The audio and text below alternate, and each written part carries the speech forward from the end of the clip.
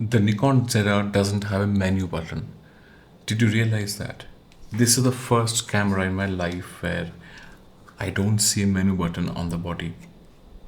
Like I've seen very cheap cameras, there've always been a menu button. The Nikon ZR doesn't have one. So, setting this camera up is a bit tricky, and I'll try and answer that question about the menu button. Where these three lines, you can see this particular button below the joystick. You have the menu button in the what is to be the I menu of Nikon Z cameras. The first option is the menu button. But you can remap this. This can be changed inside, and you can just delete menu from that option and place something else. You can put ISO there or something else there. So what do you do if you somehow by mistake have taken out the menu button from this quick menu, right? We'll answer that and a lot more about how to set up the Nikon ZR in a very usable way in this video. And this video, it took me a lot of time. It took me about a complete day to set up the Nikon ZR. It of course does not have so many custom buttons like your Nikon Z6 III, Z8, Z5 II, all the other full frame cameras have. This is also, by the way, the body of this camera is actually a little smaller than the Nikon ZF, and yet it's a full frame camera with proper eyepiece and everything inside it. So it's a very powerful body, but it is a significantly small body that does not come with a grip and a lot of buttons. I don't remember any other Nikon camera that does not have at least one function button here at the front. This one doesn't. It has one function button here, but it doesn't have a front function button here somewhere for, yeah. So and on the top you have three buttons. On the back of the camera you have two buttons and a joystick. You have the zoom rocker has actually replaced the traditional clickable switch on and off button, and right now we have a button here which switches on and off the camera. So that's about it in terms of button. So how did Nikon ZR manage to still be ergonomically, I would say, quite a decent camera? In fact, if you set it up well, it's quite a powerful camera. How have they done that? That's what we're going to talk about in this video. By the way, interestingly, I have put on a Sony 28 f2 lens on this camera because I've been looking for a tiny 28 fast lens. You have the Viltrox 28 1.8, but you don't have any other. So I actually am adapting a very light 28mm lens on the Nikon ZR, and I'm liking the feel of this setup.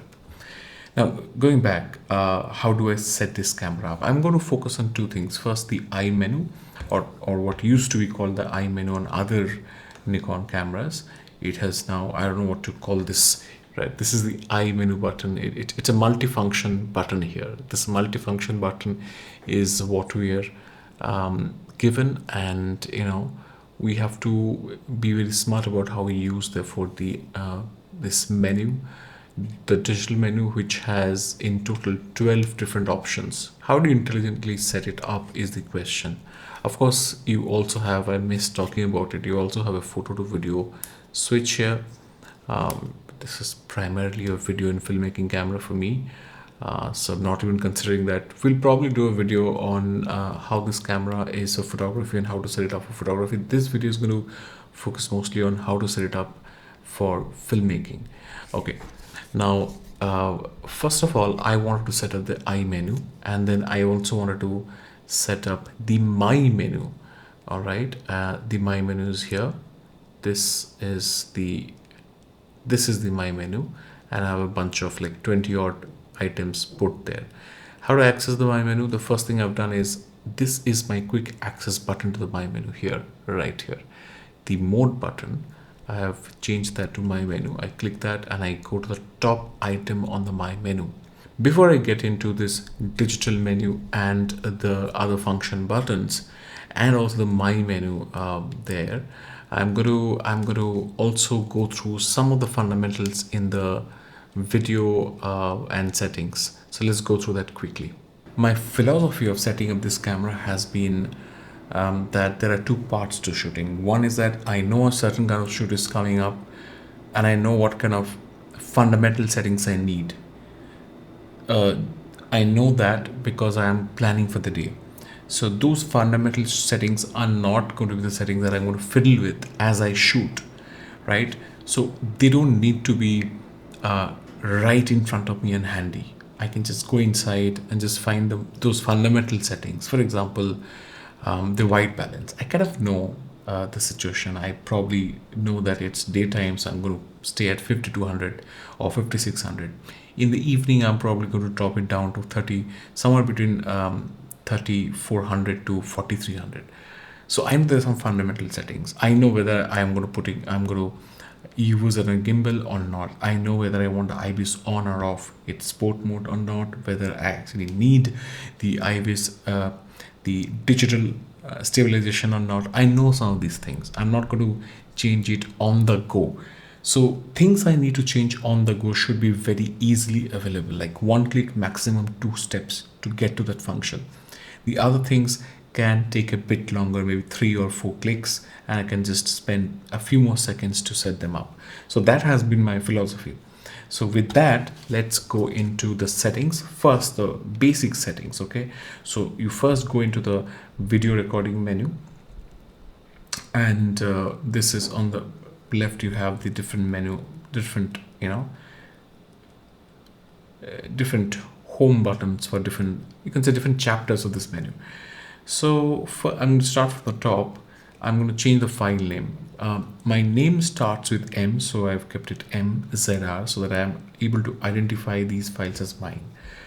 Destination, I am going to set it to, of course, CF Express, not micro SD card, because this is the video recording menu. As you can see, there are 4 shooting modes. You can see it here.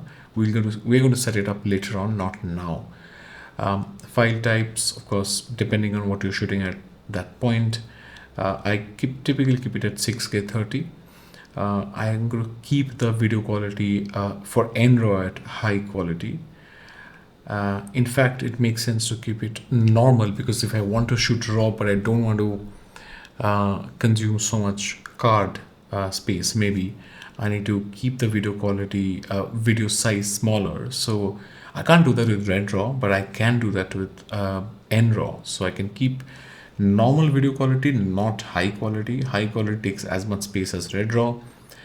Normal NRAW video quality, it's great option given to us by Nikon, will allow us to shoot smaller file size raw files. Image area, we're not going to change it. We're just going to keep the DX alert on, so that you know whenever it's going into DX mode, it's going to show it on the screen. ISO sensitivity settings, I'm not going to change anything here. White balance, those things are for the quick menu. Manage picture control, nothing here. These things are grayed out because I am in RAW. So let me go to 10:10 log, and some of those things will now wake up, I guess. No. Okay, vignette control, I'm going to keep it at normal, not low. Maybe low, in fact. I like the natural look of any lens, so I don't want to kind of change the lens characteristics a lot. These things are switched off for me. I don't want to do diffraction compensation. I don't want the camera to mess with the files. I want original unadulterated file from the camera. Auto distortion control, I don't want. Breathing compensation is on, so if a certain lens needs breathing compensation, I can switch it on. I can also switch it off. I think in most situations I don't need it. Then video flicker reduction is set to auto. I'm not going to switch it to off. I'm not going to touch high frequency flicker reduction here. Metering, just keep it to matrix metering, works just fine. Focus mode, AFF, always, right? Auto area mode is where I am most of the times for video. Autofocus manual subject detection, it's people. Product review mode of all of these things can be found later, so let's skip it. Vibration reduction, those things. Okay, 32-bit float audio recording, it comes with the fact With the factory settings, it is switched off. You need to switch it on. Okay. Built-in microphone options, keep it on.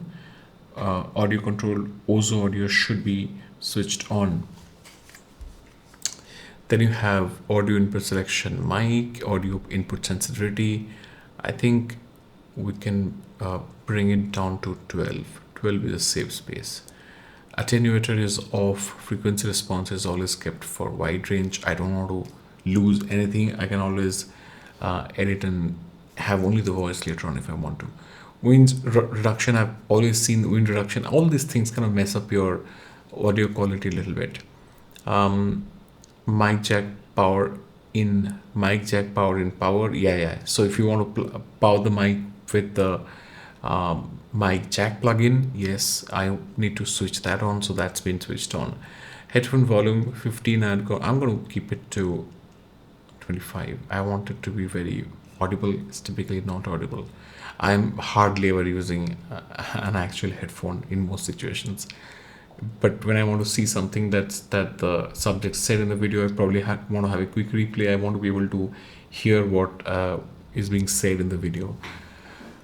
Time code, I do not use time code. I think I should start using. I've kept it to off, but yeah, if you need it, switch it on.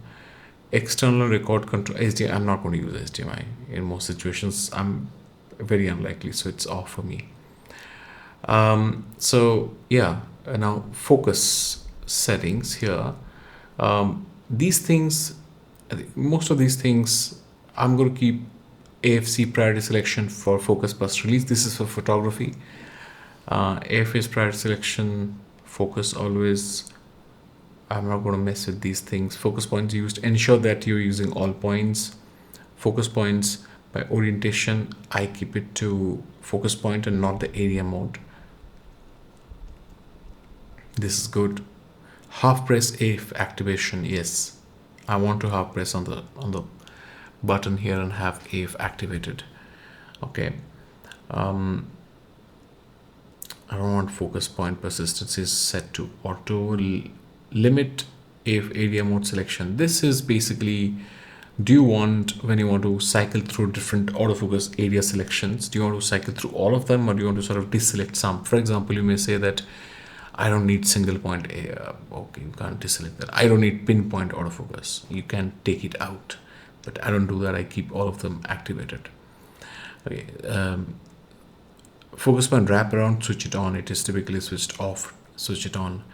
Focus point display. Again, 3D tracking focus point color is white or red. I'm fine with red. I'm fine with white. Red confuses me because it can also mean that it's not focusing. So I'm just keeping it to white. Focus peaking, you don't have to do anything here because you're going to set it up for the quick menu later on. Focus point selection speed. I used to, at some point in time, used to keep it high, but I think normal is right. These things don't change. Switch on easy exposure compensation. Metering face reduction, switch that thing on. Center weighted area, standard, small, average. I'm going to go with standard. Skip this, set timer, skip this. Power of delay. So playback 10 seconds, menus about a minute, picture review, I think it was at 4 seconds. Let's keep it at 20 seconds. Standby timer, at least I'm always confused about this. At times I think 1 minute is fine, and other times I feel I need it to stand by for 5 minutes. I think 1 minute is fine. These are still shooting options.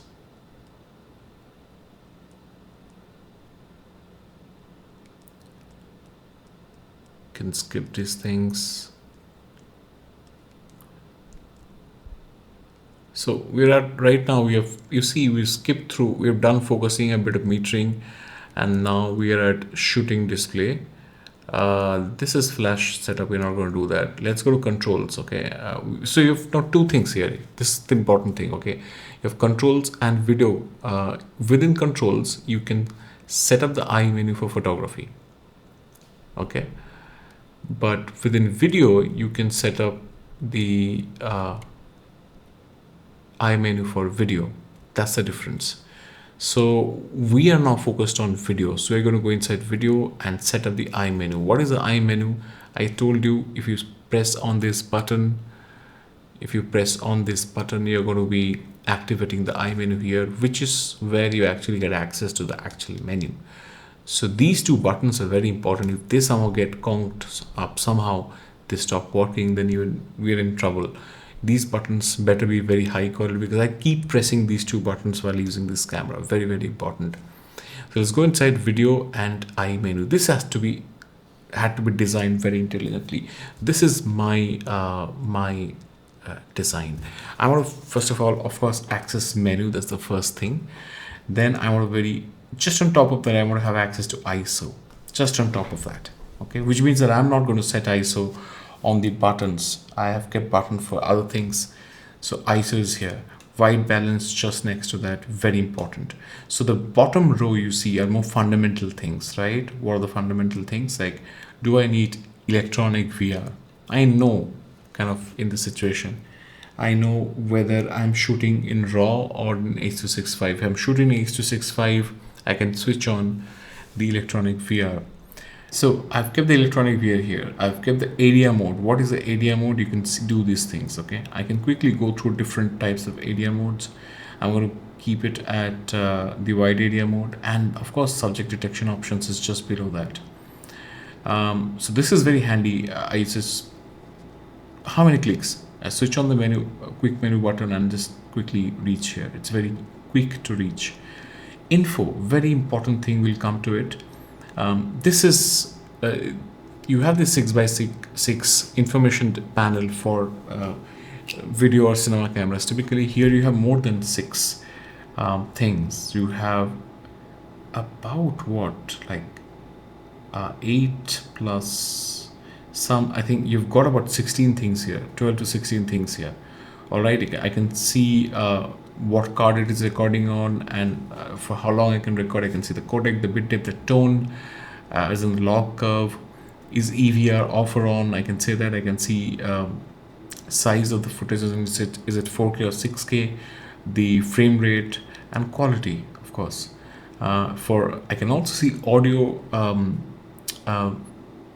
specifications. The level is set at 12, source is internal, attenuator off, wind noise reduction off, frequency is wide. I can see all of those things. All this information is quickly available to me. I can do a quick check of my settings here. That's very handy. The shooting mode options, I've kept it to shooting. I've kept the shooting mode options here. This is how we do it, okay? You come inside, come to the pencil, go inside video, go inside custom I menu, and choose this. Click on this and choose whatever you need to choose from here. So this is my selection, okay? So what do? You come to custom menu, the pencil icon, then go inside video, and then customize the I menu. That's where you get it. You choose each of them and change them. That's the job. Now I'll tell you, I'm going to come to, I've kept the shooting mode options from the switch up here. I had this button is for mode. This is a mode button, right? But I'm not using the mode button here anymore. I've put something else here, and I've brought the mode options here to the quick menu, the I menu. Then I've kept ISO very handy. I've kept white balance very handy. The vibration reduction options is here and very, very handy. Let's switch it off. Then I have frame rates and size. I can choose it quickly from here, right? Yeah. Exposure compensation, another thing I've removed from the button on top. I want that button to be free, so I wanted the mode button and the exposure compensation buttons to be free, so I've kept exposure compensation here. Great. And of course, product review mode. You know this if you're a Sony shooter, but yeah, I've kept these things here. Now the second thing we're going to do, so the I menu is set, right? You've seen it. You can pause the video and just or take a screenshot and set up the I menu accordingly.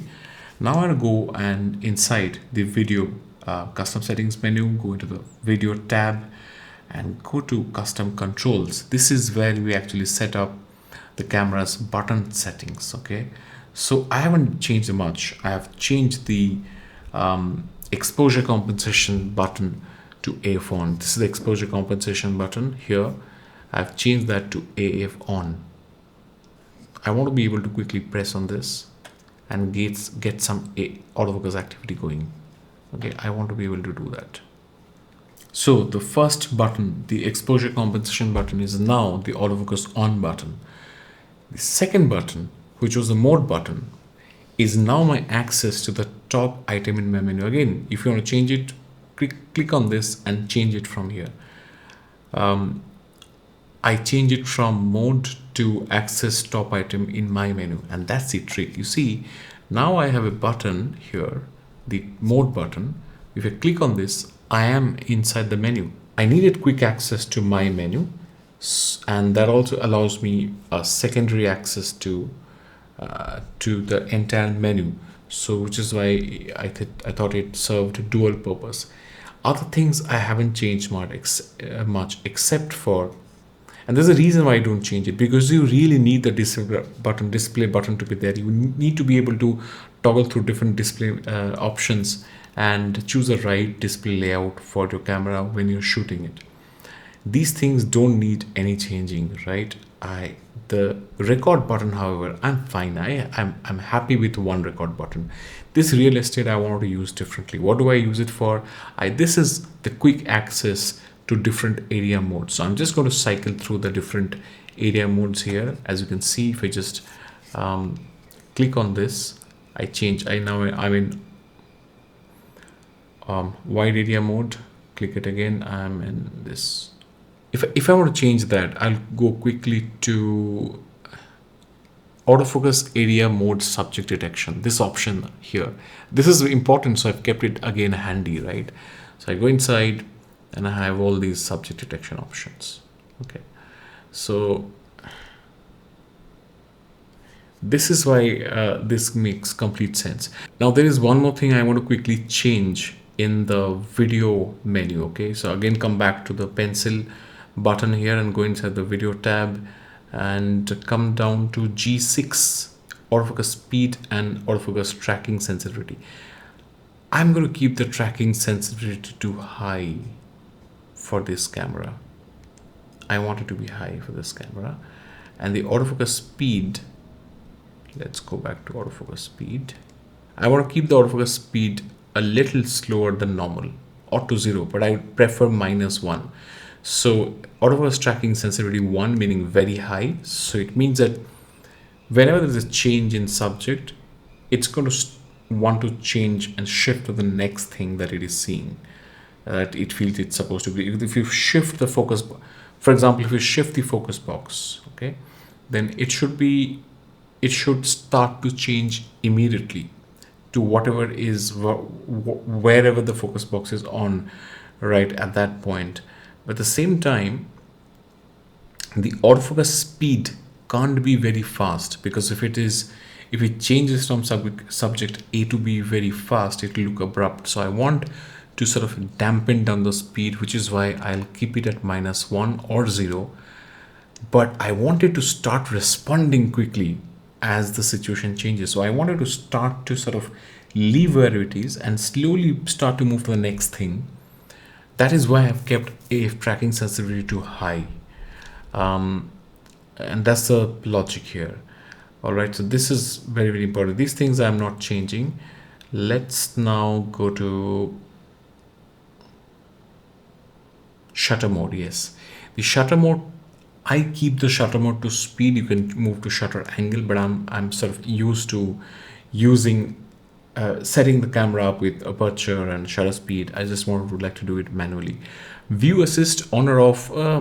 I don't need to do anything about this from here. Why? I'm going to show you why.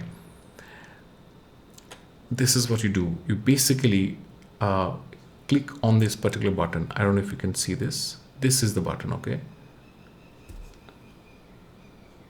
This is the digital button. This is the digital button. And you touch it.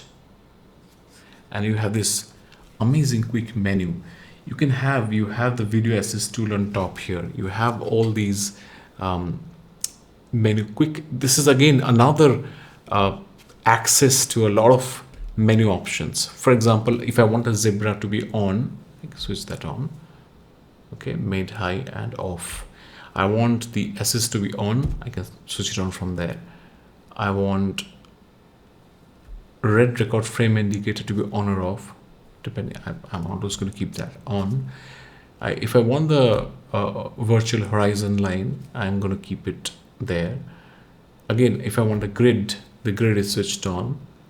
If I want peaking to be on or off, I can do peaking on and off from there. You see, there's so many options. Now, I also increase the brightness of this monitor, and I can do that from here. Okay. So there are so many things I do not need a custom button for. Also, if I want the brightness information, if I want the waveform here, I have the waveform here, I can switch it off from here as well.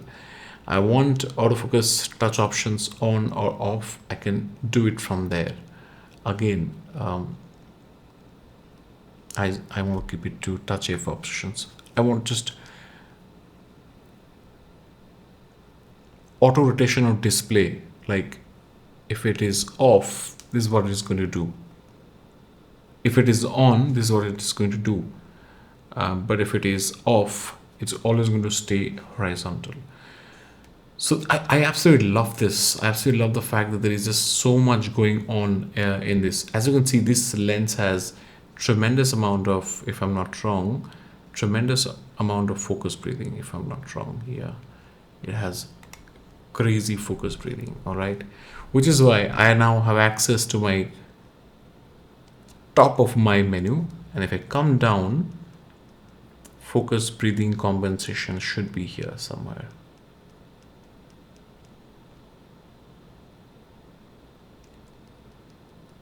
Yeah, breathing compensation is on. Now let's see. I don't know, this seems to be not working with this lens, I think. Of course, it's a third-party Sony lens. I don't expect it to. Yeah, but I've switched on the breathing compensation from here. So let's now set up the My menu, okay? How do I reach it? Again, I've already set up my access to my menu from here on this button, right? The mode button is now the access to the top item on my menu. If you don't do that, first you can do this. You can just quickly will reach your my menu. And if you come down, you can add items. I have added all the items, so I can only remove items right now. But you just you just press on it and just the list is going to open up. Maybe let me remove something. Let me show you. Pair devices. I'm deleting pair devices. Okay, and to remember that I did it. So I just have to go to add items and I can add whatever I want from these things. Okay, just browse through the photo shooting menu, video recording menu, custom settings menu, playback, setup, and network. I suggest you don't pick up. I suggest that you do not pick up anything from playback menu. Maybe something from network menu. Yeah. The first thing added there is focus point lock. What is focus point lock? I have, let's say it's low light, okay, and it's hunting, but I somehow get the focus lock on. I want to quickly be able to digitally stop the focus point from hunting and make it stick there. Now I can do that with a lens where I have sort of quickly reach out to the autofocus, manual focus button on the lens and change it from autofocus to manual focus and keep it there. I think the much better thing to do is just quickly reach the top of my menu and switch on the focus point lock. I think it's very powerful. The second thing is the video file type. In video file type, you have all these options, right? You have NRAW, RED, ProRes, RAW, and H.265 10-bit. Then I've kept the autofocus speed and tracking sensitivity here for easy access. The shutter mode, the 3D LUT option, all these things, I feel that I might need these things. The top 5-6 items are the most important to me. I think these are the things that I might need quick access to. I might need to quickly fix the focus point, lock the focus point. I might need to quickly change video file type or autofocus speed, all right, or tracking sensitivity or shutter mode or 3D LUT. Electronic VR, I have access to it from here. Breathing compensation, video quality. So next set is this, okay? Electronic VR, breathing compensation, video quality. What is video quality? I can keep NRAW to high or to normal, for example, okay? Set picture control, skin softening, all of these things are switched on off because I'm now in.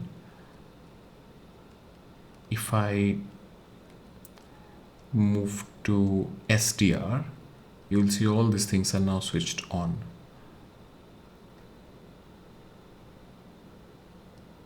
Okay. In SDR, I'll have access to all these things. Picture control, skin softening, portrait impression balance is off somehow. Video flicker reduction, the zebra pattern and tone range. I can just set the values for mid-tone. Do I want to see if it is overexposed on mid-tones, or do I want to see the highlights?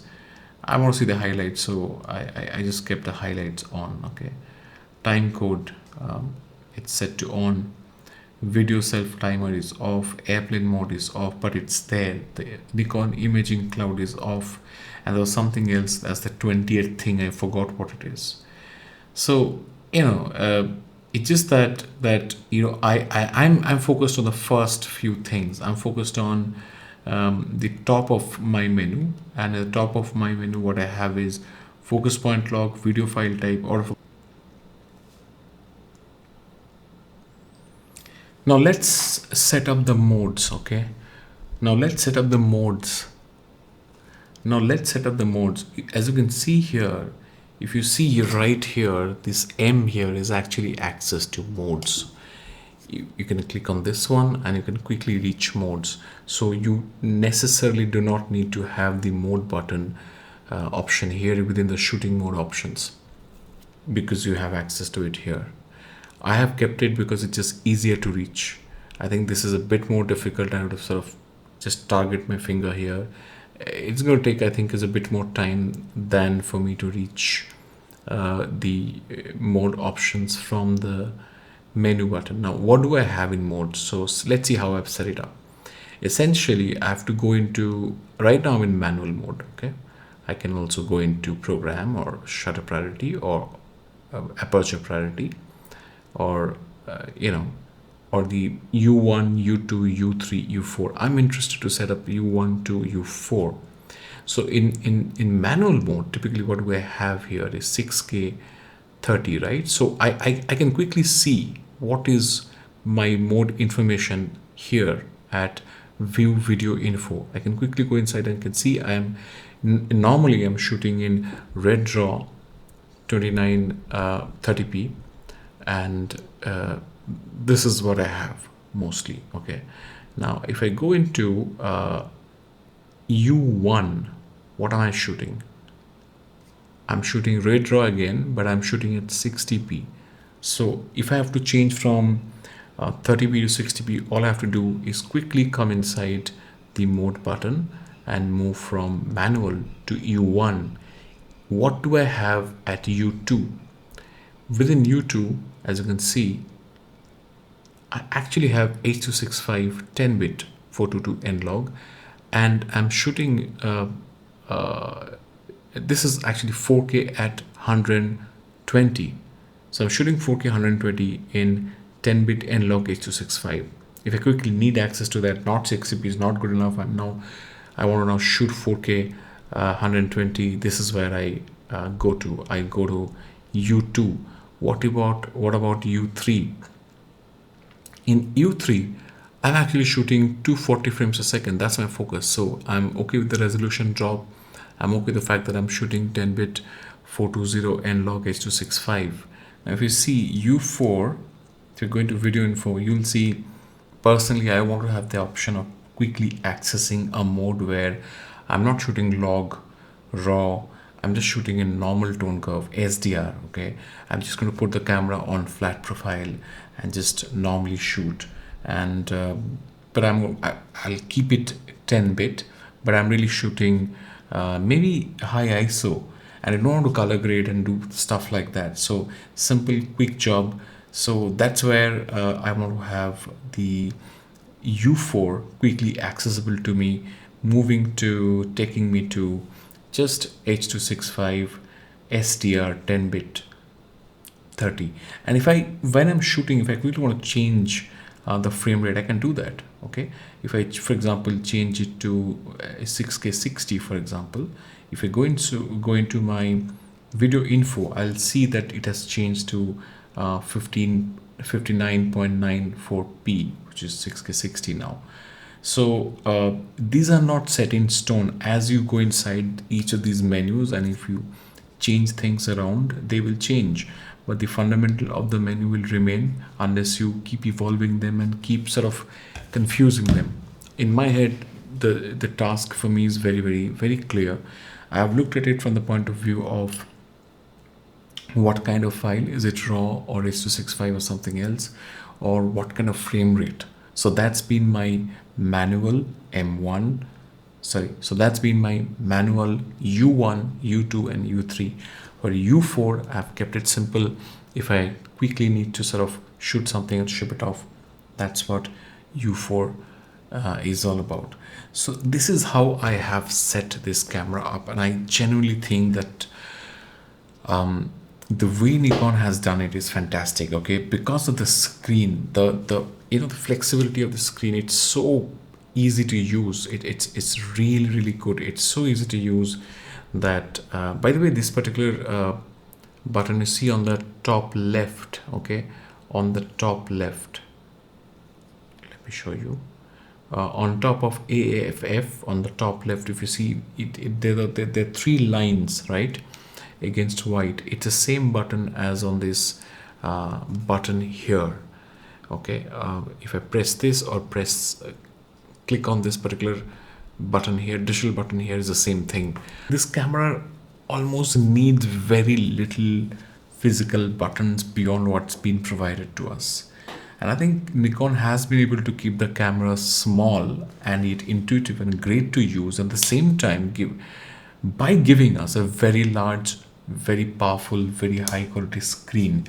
So they said, let us cut down on costs on adding 5 more buttons and put all that money into creating a better screen. So this has been very, very smart by Nikon, and I see the reason why. As I sort of went into the setting my camera up process, I figured that initially it was tricky, especially the menu question. Really, it was a brain tease for me. What do I do if I don't have a menu button on this camera? I decided to sort of change the mode button on top here, the second button here, like I said, to the top item on my menu. So that gives me a button to reach my menu quickly and still gives me a very, very usable functionality. So I think Nikon knows how people would set it up. It's sad that they do not do setup videos, but here we are, we sort of jump in, and I think this camera is fantastic. There's a lot that I'm going to discuss. I'm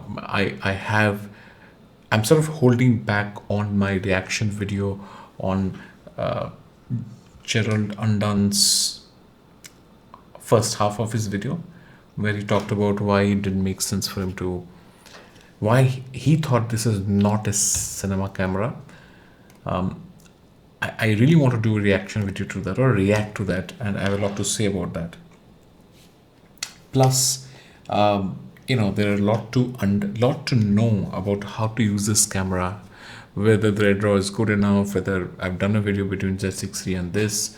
There's a lot to talk about, a lot of more other cameras to discuss and compare this to, so that you can actually make a very informed buying decision. But of course, if you're watching this video and for such a long time, you've already bought the camera, so hey, subscribe to the channel, but you're going to keep coming back to it, a lot more interesting Nikon Z video. This is just the beginning of this camera. I think there's a lot more miles for me to travel with this camera. So I'm very excited and looking forward to how I can use in personal and professional situations. and I'm happy with the current setup right now. I think it makes the camera very intuitive, but I'm really looking at small footprints. Like I don't want to put a 35 1.2 or a large lens on this body. I want to keep it small, like the 40 f2, this 28 f2 by Sony, the the Viltrox, I think Air series full frame lenses. They sound exciting, interesting. Of course, the 26 2.8 and the 28 2.8. These are the lenses that I'm looking at. By a stretch, possibly the 35 1.4. So there is this other side of setting of the camera, that if you have different kind of lenses, how do you really take it out? How do you set it up? I've ordered the MD10 mic to go with this camera. I haven't received it yet. I'm waiting for the gauge, the top handle, and also the micro HDMI. I think lock, that mechanism. So I'm waiting for 3 4 very fundamental things. Luckily I finally received the 2 TB card. I put it on order for some time. It took me about 2 weeks to get it, so I finally got this card. I'm very happy, and yeah, looking forward. Let me know what else you want to see, and subscribe to our channel. Help me reach 10,000 subscribers by the end of the year. It's not easy, but help me reach there. With your support, I'll probably reach there. See you.